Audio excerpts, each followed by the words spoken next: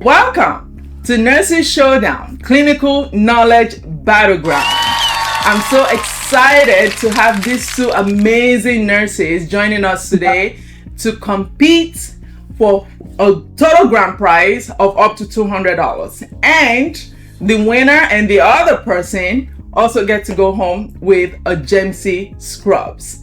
Super excited to have you guys. So I'm going to have you two introduce yourself, starting with Emily.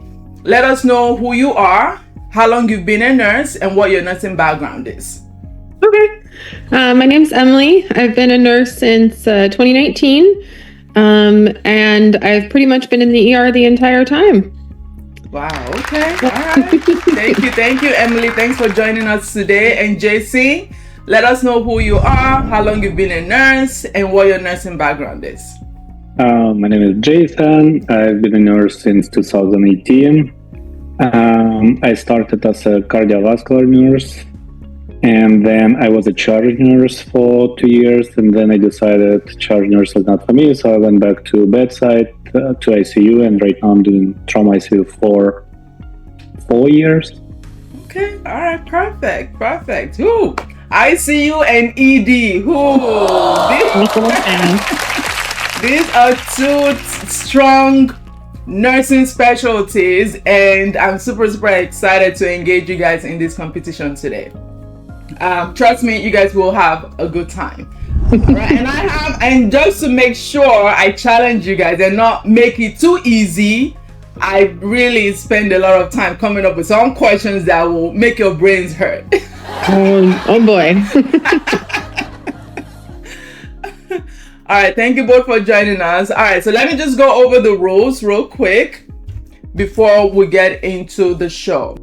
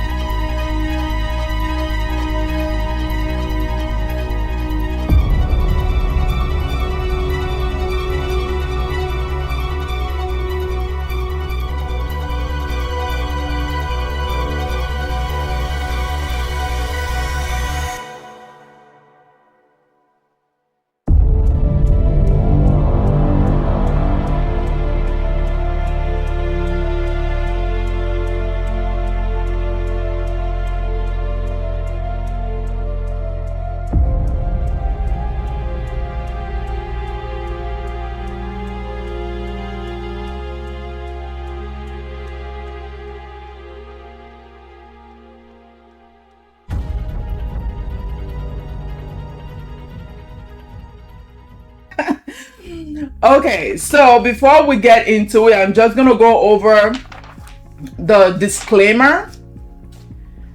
Now, for our viewers out there, this is just a disclaimer to remind y'all that this show is meant for entertainment, for educational purposes, and also to engage y'all, okay? So by no means use any information from this show as your primary basis for your nursing practice. You can use it as a supplemental information, but do not use it as primary basis for your nursing practice. Make sure you're following your facility's protocol, your guidelines, and your policy. And of course, you want to make sure that you're following your doctor's orders. Okay? All right. With that said, nurses, are we ready? Ready. Okay.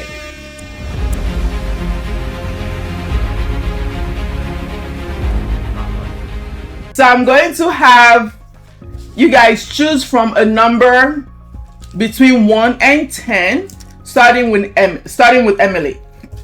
7. Number 7. All right. Okay. Question number 7. A fetal heart tracing is categorized as category 2, and it's also intermediate. What is the nurse's best action? A fetal heart tracing is categorized as category 2, also known as intermediate. What is the nurse's best action? And here are your answer options. A. Continue routine care without changes and notify the provider. B. Perform intrauterine resuscitation measures and notify the provider. C. Immediately prepare for cesarean delivery. D. B and C. You have 10 seconds.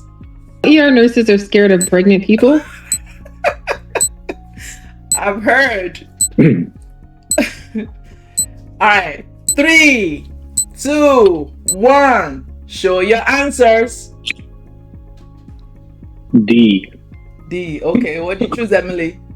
It shows, I don't know if you can see it. I chose B. B. Okay. All right. Why did you choose B, Emily? Because intermediate sounds like you need to do some sort of action with the baby. Otherwise, you are going towards a cesarean delivery. I was between B and C, but it kind of seemed like counteractive to each other. Like you can't just continue routine care and then do something as well. So I went with B. Okay. All right, Jason, why did you choose D? Honestly, I just picked D, that's all. I have no idea what the question is talking about. Okay. All right. So no rationale there. That's fine. And here comes the answer reveal. The answer is B. The only thing I know is you turn them on their left side and hope for the best. And hope for the best. All right. So B, perform intrauterine resuscitation measures, repositioning, oxygen, IV bolus, and also stop oxytocin if they are on one, and notify the provider. And here is the rationale. Category 2 tracing requires assessment and corrective interventions, such as intrauterine resuscitation, while closely monitoring and notifying the provider. It is not yet an absolute indication for cesarean, but merits prompt evaluation and escalation if not improving. All right, Jason, choose a number between 1 and 10. 3.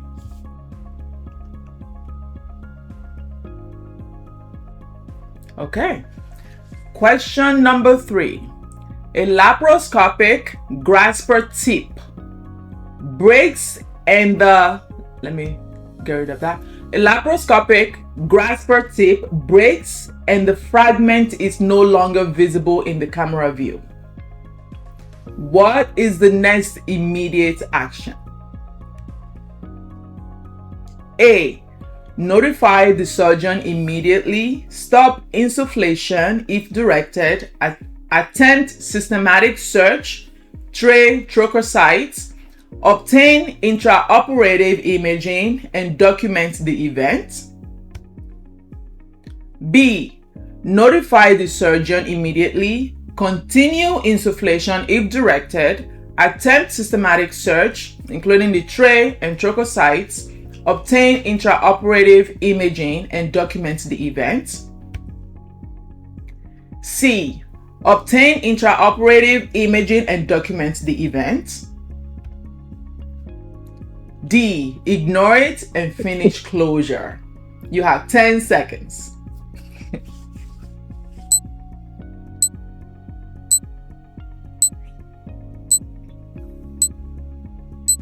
Three, 2, 1.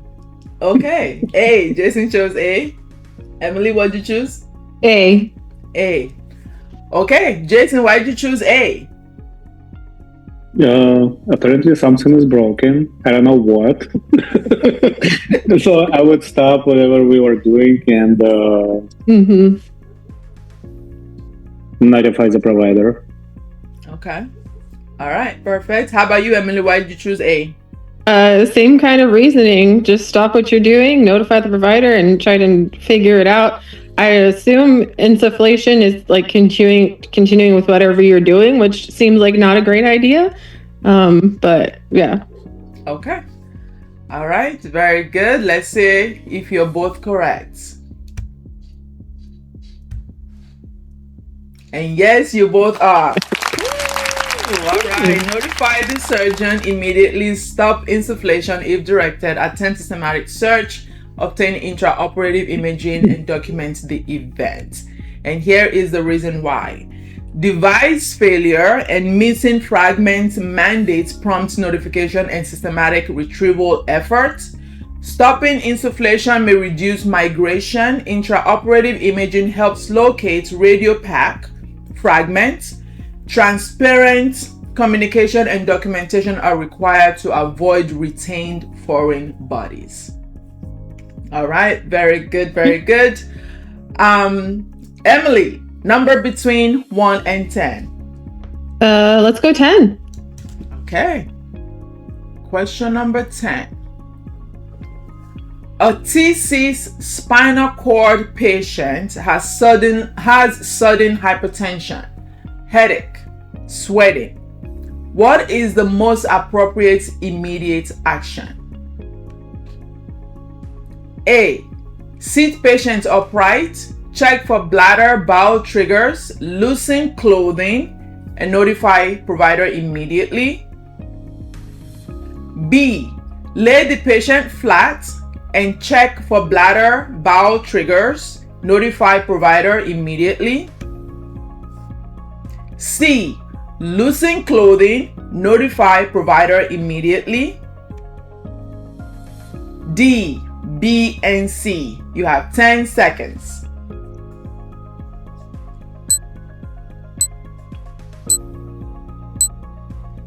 I don't know.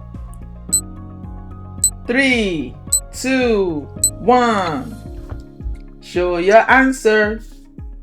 D. D. D. Okay. Why did you choose D, Emily? Well, I went with the lay flat because I'm thinking C-spine precautions, all the way flat, spinal precautions. The bladder and bladder and bowel triggers because it is at the T6.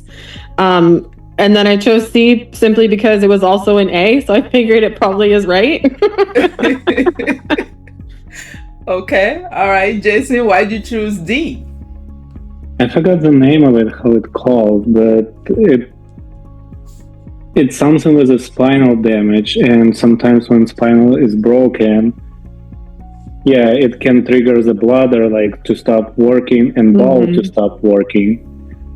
I remember I had a patient like that before, and he was going crazy hypertensive, so we had to pretty much like straight cath him and do like disinfection if needed. Okay. Okay. So D is your answer. Okay. Yeah. All right. Let's But see. I don't remember if we need to sit them upright. Okay. That is a tricky one.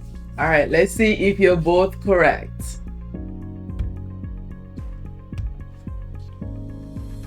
A. Yeah. You sit them upright. Yeah. Oh. Because Okay. patient is hypertensive.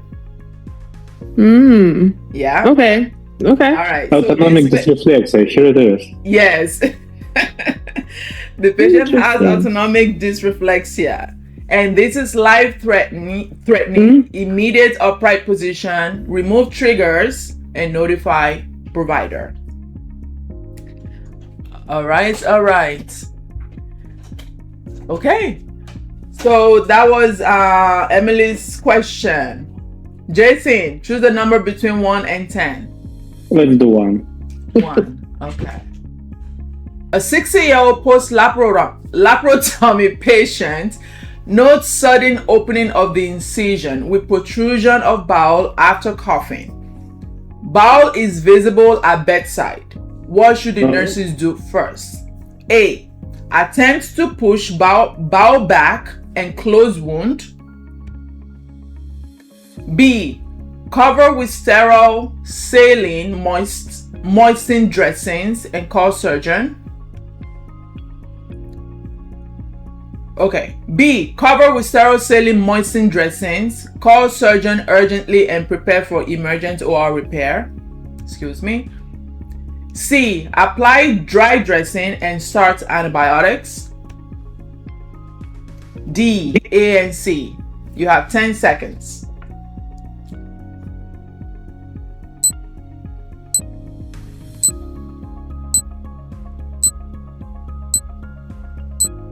Three, two, one. Jason's ready. B, okay. B, okay. Why did you choose B, Jason? That was on every exam. Cover with sterile saline, moisturized dressing, and call the surgeon. Mm-hmm. A. You cannot start any antibiotics without doctor's order. Attempt to push back. I'm not a doctor to push something back. Nope. Okay, alrighty. It's above my pay grade. It's above your pay grade. Mm-hmm. All right, Emily, why did you choose B? Simply because we've had patients come into the ER, not necessarily from this scenario, but with bowel exposed, and you cover it with a wet dressing and you get them to the OR. So I imagine it'd be the same regardless of where that patient was. Okay. All right, let's see if you're both correct. I can't imagine you guys being wrong with that answer. Cover with sterile saline moistened dressing, call surgery urgently and prepare for emergent OR repair. And here is why.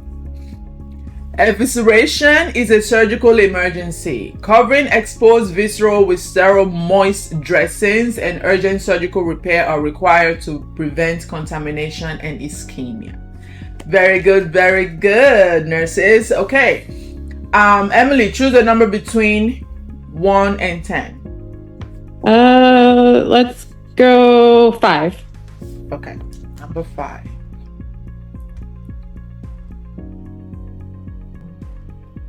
Okay, number 5. A patient had successful thrombectomy for MCA occlusion with TICI3 reperfusion. Post-procedure blood pressure is 200 over 110 millimeter mercury. What is the most appropriate immediate action? A. Allow permissive hypertension up to 220 over 120 indefinitely. B. Target blood pressure below 180 over 105 post EVT. C. Consider lower targets if reperfusion is complete per local protocol. D, B, and C. You have 10 seconds.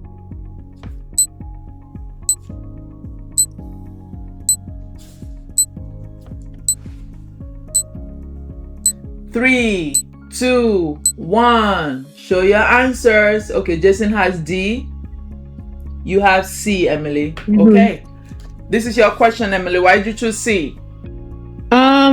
Because, well, I know A, that's way too hypertensive for somebody that's post thrombectomy. However, I think you can actually do a lower blood pressure through reperfusion is okay. And that would just be per protocol at your hospital. And B, I feel like locks you kind of in at that target rate, I guess. Okay. Okay. All right. Jason, why did you choose D? I feel like 180 is appropriate because we don't want to drop blood pressure too fast. Mm-hmm. You want to drop it probably like 20% of whatever baseline is, because if you're gonna drop it too fast, it's gonna cause constriction.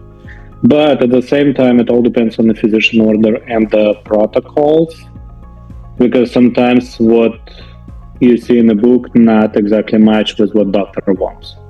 That's true. That is true. That's why we always say classroom is definitely different from real life scenarios. Okay. All right. So let's see which one of you is correct.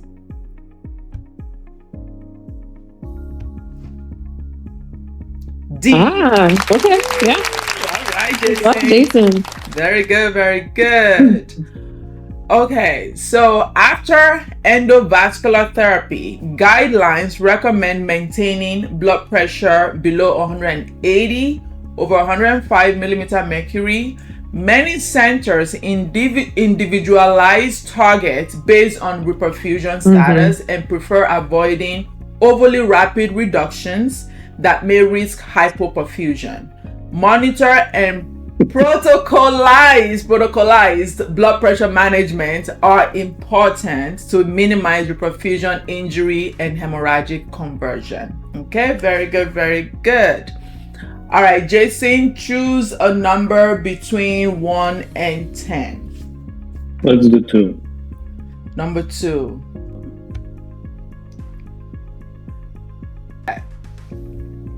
Oh, okay, very good. All right, question number 2.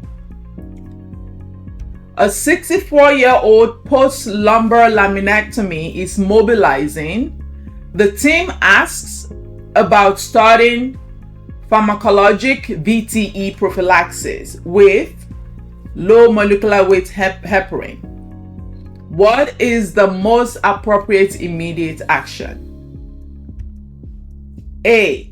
Start pharmacologic prophylaxis within 6 to 24 hours if hemostasis is secure.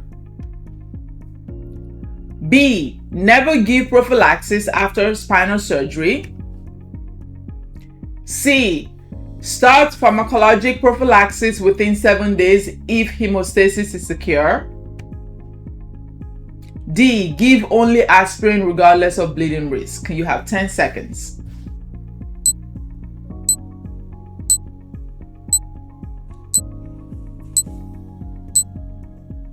3, 2, 1. Show your answers. Jason's ready. A, okay? A. Okay. All right, Jason, why did you choose A? I feel like all of our patients have heparin. Like from day one, it's SPD and heparin immediately after any surgery. Okay, you put them on it. Okay. How about you, Emily? Why did you choose A? Same kind of reasoning. I feel like VTE prophylaxis is necessary, but 7 days seemed like a really long time. Yeah. Okay. All right, let's see if you're both correct.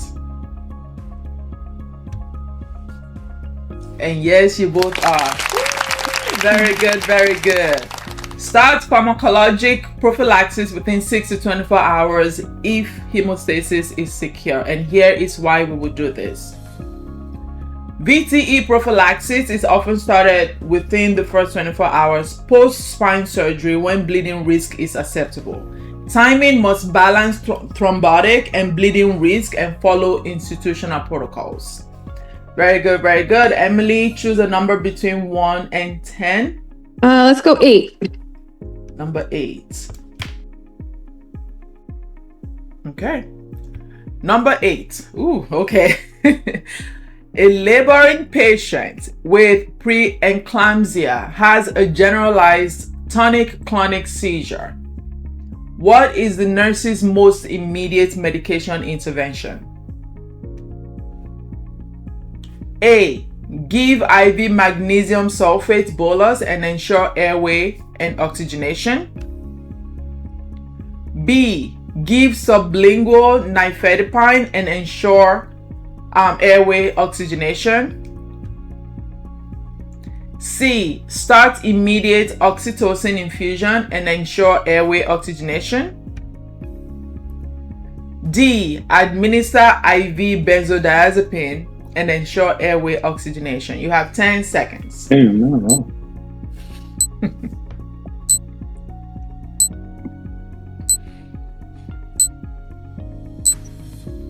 3, 2, 1. Show your answers. Okay, Jason, you chose A and you chose A. Yep. Okay.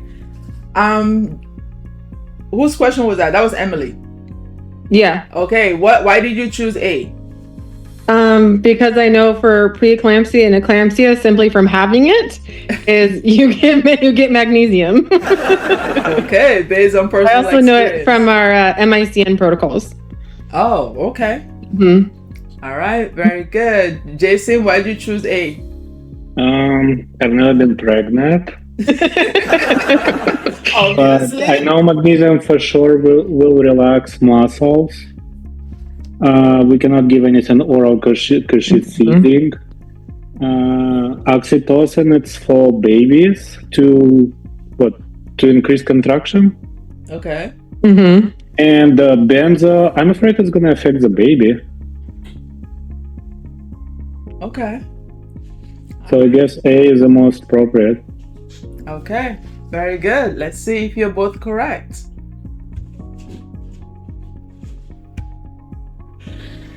Yes, you both are. Very good, very good. That was a good process of elimination, Jason. Mm-hmm.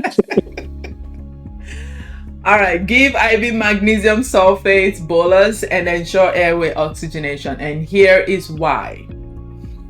Eclampsia requires immediate seizure control and seizure prophylaxis with magnesium sulfate, and you want to give it as a loading bolus. Ensure airway protection and oxygenation, call for help, and treat severe hypertension. Benzodiazepines may be used if seizures persist, but magnesium is the first line agent. All right, very good. All right, Jason, choose a number between 1 and 10. Let's do 4. Okay.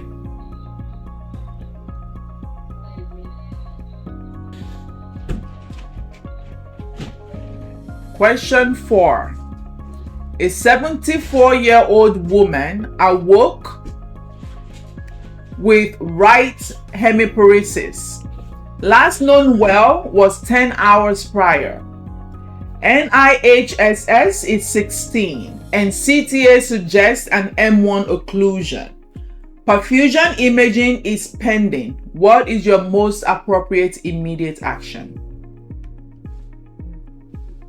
A. Do not consider endovascular therapy because it's greater than 6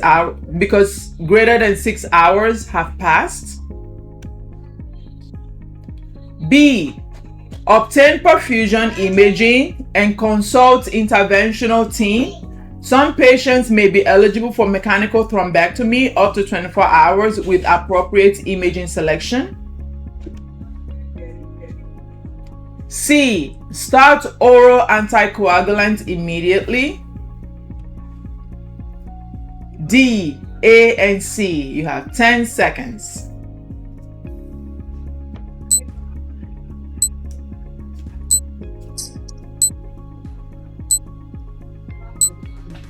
Okay, Jason is ready. 3, 2, 1. Emily, B. You both chose B.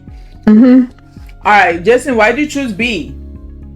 The most appropriate because mechanical thrombectomy can be done within 24 hours. Okay. All right, Emily, why did you choose B? The same reason we can do mechanical thrombectomy is up to 24 hours. C, I wouldn't want to do without a dysphagia screen. So, especially with that high of an NIH. Yeah. Okay. All right, let's see if you're both correct.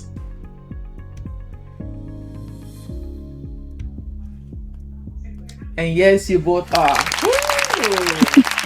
All right. Obtain perfusion imaging and consult interventional team. Some patients may still be eligible for mechanical thrombectomy up to 24 hours with appropriate imaging selection. And here is why. For selected patients with large vessel occlusion, thrombectomy may be beneficial in extended time windows within 6 to 24 hours when advanced imaging demonstrates salvageable brain, expedite perfusion / CTA, and neurointerventional consultation. Okay, very good. Emily, choose a number between 1 and 10. Let's go 6. Number 6. Okay. Number 6. A 62-year-old patient with severe pneumonia on volume-controlled ventilation has a plateau pressure of 34 centimeter with water and oxygenation at marginal despite FiO2 at 0.8 and PEEP at 10 centimeter water. The tidal volume is set at 8 millimeter per kilogram predicted body weight. What is the most appropriate immediate action?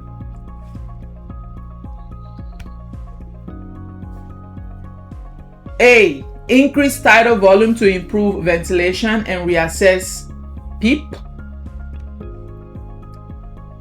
B. Lower tidal volume to 4 to 6 milliliter per kilogram. C. Accept permissive hypocapnia and reassess PEEP. D, B, and C. You have 10 seconds. Is call RT an option?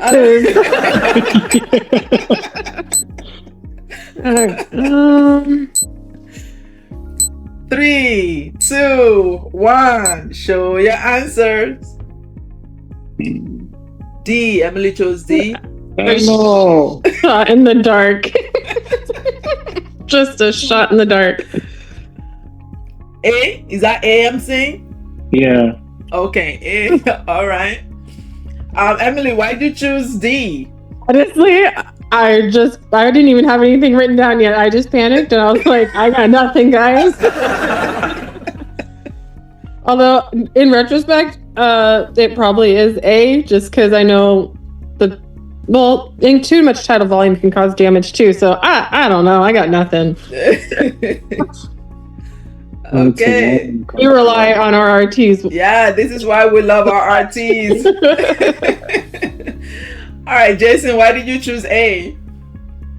I don't know all of those parameters. I mean, PEEP is 10. Well, it's high, but not too high. I recently had a patient on PEEP of 20. Mm-hmm. Tidal volume, I don't know. I know it's like 450, 500 acceptable. I don't know, like 8 millimeters, 10 millimeters per mercury. How much is it going to be? He's on volume control. Well, we want to prevent trauma, but permissive hypercapnia, more like, I don't know, for neuro patients. I don't know. That's why I don't know. I just picked one. Same. Okay, let's see which one of you guessed correctly.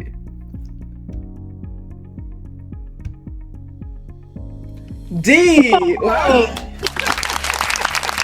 Lucky guess. Lucky guess.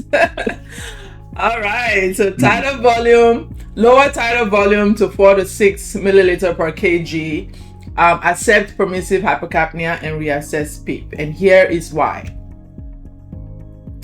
Elevated plateau pressures in ARDS signal over distension risk. A long protective ventilation strategy, which includes reducing tidal volume to 4 to 6 ml per kg, predicted body weight, and allowing permissive hypocapnia, is evidence-based to reduce ventilator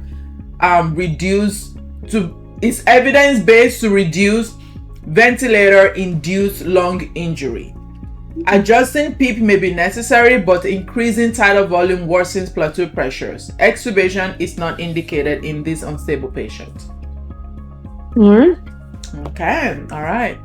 I learned something new too. I didn't know that. Good, good. All right, so that was number 6. Okay. All right, Jason, choose a number between 1 and 10. We only have 9 and 2 left. Let's do 9. 9. Okay. A patient on a high potency antipsychotic medication develops rigidity, drooling, and a high fever suddenly. What is the most urgent nursing action? A. Recognize possible neuroleptic malignant syndrome. Stop the offending agent per protocol. Notify physician immediately. Initiate supportive care such as cooling and providing IV fluids, and prepare for emergency transfer if needed. B. Recognize possible neuroleptic malignant syndrome. Initiate supportive care and prepare for emergency transfer if needed.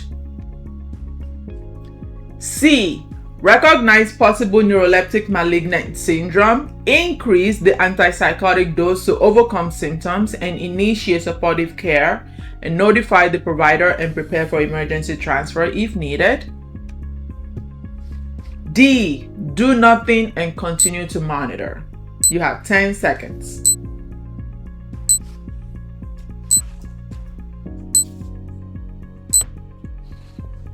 Three, 2, 1. Jason is ready with an A, and Emily also an A.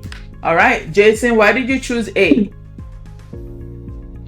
Sounds right to me.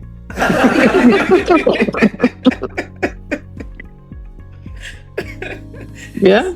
Sounds right. Okay, Emily, same thing. Why did you choose A? Because I feel like you should always stop whatever medication it is. You always should be notifying the provider of any sort of what's the word I'm looking for, like drug interactions or anything like that. So yeah, A. Okay. All right. Gotcha. NCLEX. All right. Let's see if you're both correct. A. Very good. Very good. You want to stop the offending agent, and here is why. Neuroleptic malignant syndrome is a life-threatening emergency. Immediate cessation of the antipsychotic agent, urgent notification, and supportive measures are required. Waiting or increasing dose is dangerous. All right, let's see who won, or if it's a tie, then we can do a tiebreaker. The clear winner here is Emily. We are for the win, baby.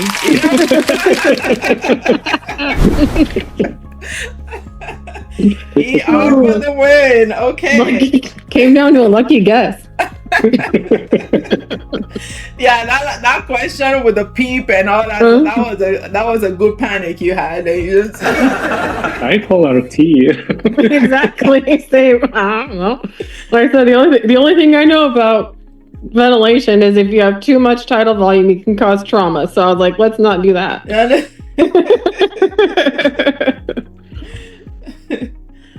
Okay, so Emily clearly won this episode, and that pretty much wraps up today's episode. And congratulations to both of you, and I want to thank you both for joining us today and coming to demonstrate rapid critical thinking and excellent patient care instincts.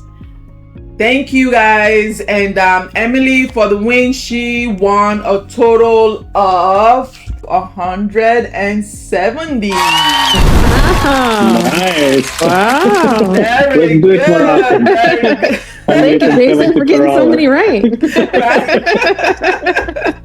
I know, right? Jason got so many currently, so that's it's like an overtime.